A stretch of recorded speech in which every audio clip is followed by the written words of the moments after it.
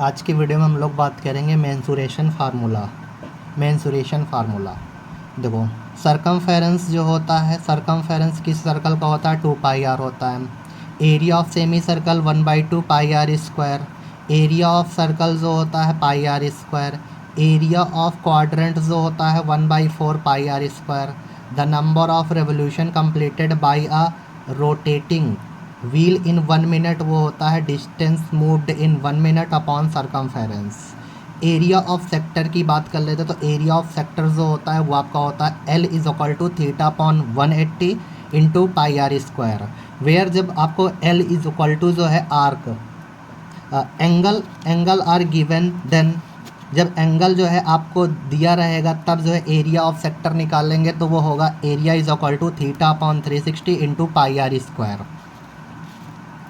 Angle described by minute hand in 60 minute. देखो, जो minute hand होती है वो 60 मिनट में कितना एंगल डिस्क्राइब्ड करती है, तो वो करती है 360। और 1 मिनट में कितना करेगी, 360 अपॉन 60 कर लेंगे। 360 upon 60, 360 upon 60 is equal to 6 degree. Hour hand in 60 minute, जो आर हैंड होता है वो 60 मिनट में जो करता है वो आपका 30 डिग्री करता है। 360 अपॉन 12 करेंगे तो 30 डिग्री आपका आ जाएगा।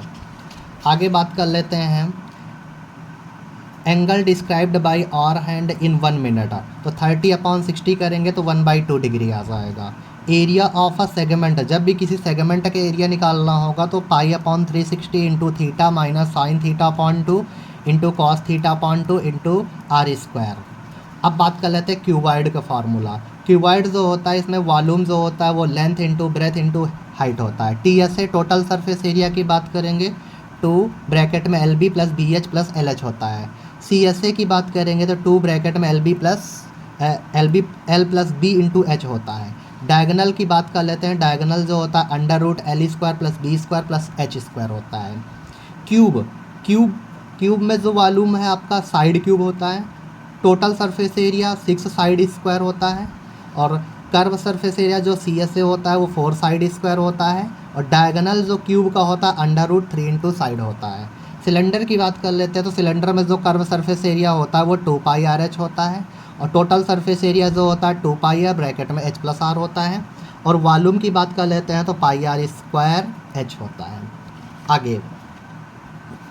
आगे स्फेयर की बात कर लेते हैं तो सरफेस एरिया जो होता है 4πr² होता है।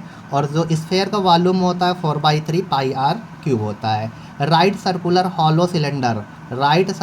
हॉलो सिलेंडर वॉल्यूम होता है pi capital R square minus small r square. Where capital R जो होता है आपका रेडियस ऑफ जो ग्रेटर सर्कल होता है और small r radius of smaller circle.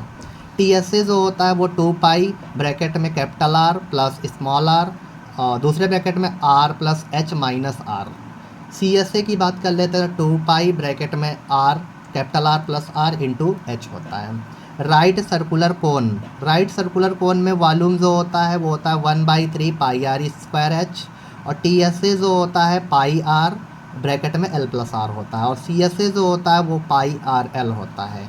अब हेमिस्फेयर की बात कर लेते हैं। हेमिस्फेयर सरफेस एरिया हेमिस्फेयर का 2πr²। टी एस ए जो होता है 3πr² और इसका वॉल्यूम जो होता है 2/3πr³ होता है। अब स्फेरिकल सेल की बात कर लेते हैं। स्फेरिकल सेल में क्या है कि आउटर सरफेस एरिया जो होता है 4πr² होता है। वॉल्यूम ऑफ मटेरियल जो होता है 4/3π capital R³ minus small r³ होता है। धन्यवाद।